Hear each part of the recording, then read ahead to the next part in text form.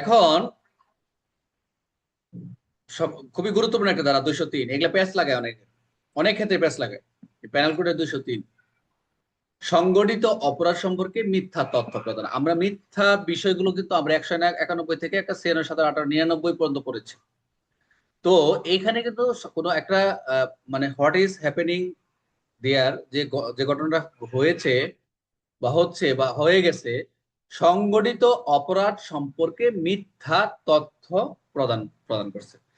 অর্থাৎ আপনি জানেন, রফিক জানে, রাজু জানে বা তালিব যে কেউ জানে, তার জানার যথেষ্ট কারণ আছে যে একটা অপরাধ সংগঠিত হয়েছে। এই সংগঠিত হওয়া সম্পর্কে তাকে সে মিথ্যা তথ্য দিছে, সে জানে, বিশ্বাস করে যে এটা মিথ্যা। তাহলে সে এই 202 ধারা অধীনে কি হবে? দণ্ডে দণ্ডিত বা অপরাধী হবে। এখন এই অপরাধের শাস্তি হচ্ছে 2 বছর জরিমানা অথবা না। এই শাস্তিগুলো আমার মুখস্থ করার দরকার নাই, বাট 203টা লাগবে।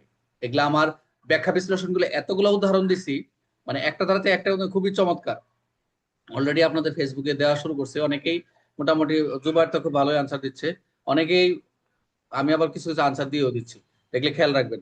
আর এখানে আরেকটু আমরা খেয়াল করি, এটা যখন আমরা উদাহরণটা যাব 203-এর, আরেকটু ক্লিয়ার হয়ে যাবে বিষয়টা। দেখেন এক্সপ্লেনেশনটা, দেখেন এটার এক্সপ্লেনেশন হচ্ছে যে এখানে একটা জিনিস লেখেন আপনার নিচের দিকে, যে 202, 201, 202, 203, আমরা 202টা পড়ছি।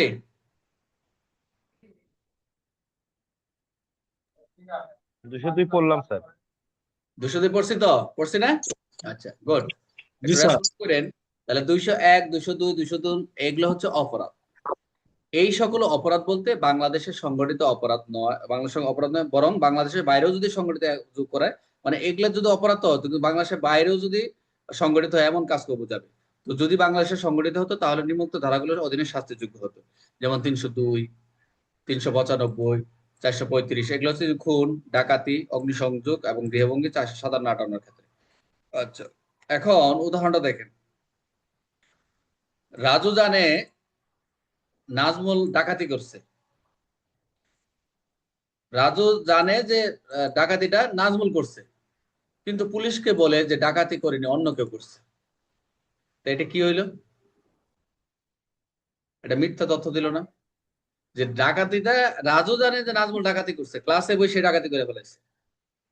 এখন এখন রাজু বলতেছে না স্যার, এটা পুলিশকে বলতেছে এটা ডাকাতি করে না, এনে এরা কেউ ডাকাতি করে না, অন্য কেউ করছে। ওকে। আর এটা বলতেছে যে একজন ব্যক্তি জানে একটি খুন হয়েছে, একটা ব্যক্তি জানে, কিন্তু সে ইচ্ছাকৃত ভুল তথ্য দিয়ে তথ্যকে বিভ্রান্ত করছে। বুঝতে পারছেন যে এটা বিভিন্নভাবে ভুল তথ্য দিয়ে বিভ্রান্তি করতে পারে।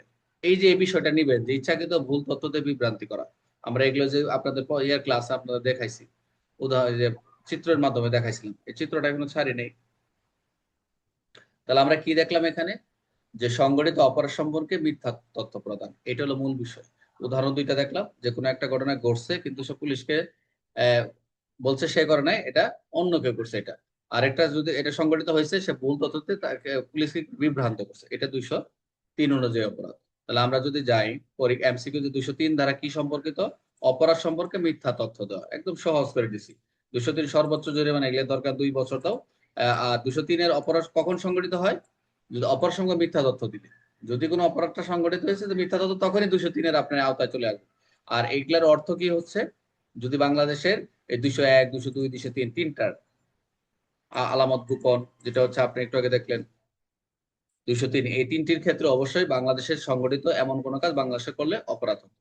আর পাশে বলছে যে সর্বশেষ এমসিকিউ বলছে যে কোনো ব্যক্তি জানে একটি অপরাধ হয়েছে কিন্তু ইচ্ছাকৃত ভুল তথ্য দেয়, এটি কোন ধারা অনুযায়ী অপরাধ হবে? 203। রূপঙ্কর ক্লিয়ার? সাদ্দাম?